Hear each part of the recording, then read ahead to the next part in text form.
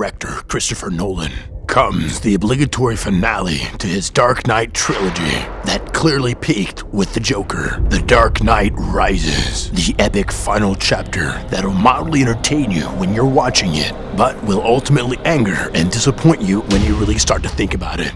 Revisit the iconic Bruce Wayne, a man who turned the pain of his parents' death into a superhero, but for some reason mopes around for 8 years after his sort of girlfriend dies.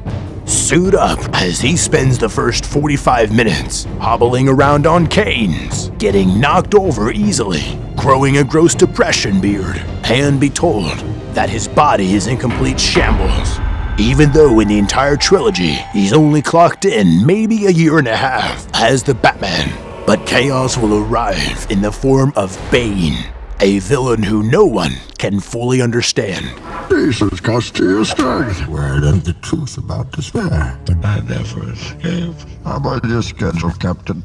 Prompting Moat Man to unretire and plop on a magic knee brace that'll instantly cure him, so he can take Bane head-on for a few minutes until he's crippled again for a huge chunk of the movie, leaving this mumbling warlord to fulfill his overly complicated plot of terrorizing Gotham for 3 pointless months, which prompts only one riot and 0 gridlock. Seriously, where is everybody? Get ready for a nearly 3-hour Batman movie where Batman only shows up for about 33 minutes. And when he does show up, he's so terrible he reveals his secret identity to complete strangers. When you started, why the mask? Protect the people closest to me. Never conducts background checks on his maids or his board members.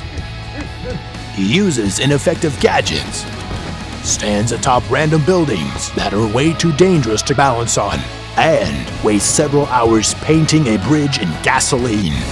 A story so large in scale it was partly shot in IMAX, which becomes super distracting when it's constantly changing aspect ratios, and a film so poorly paced it moves slow for 2 hours, then randomly zooms through 3 months of time without telling the audience, forcing this completely rushed ending that'll leave you asking questions like, Why are the criminals constantly hitting Batman with their guns instead of shooting him? Why would the CIA let masked men onto their plane without checking who they were first? How did Bane know about the existence and the exact location of Batman's secret armory, especially after Lucius said it was off the books?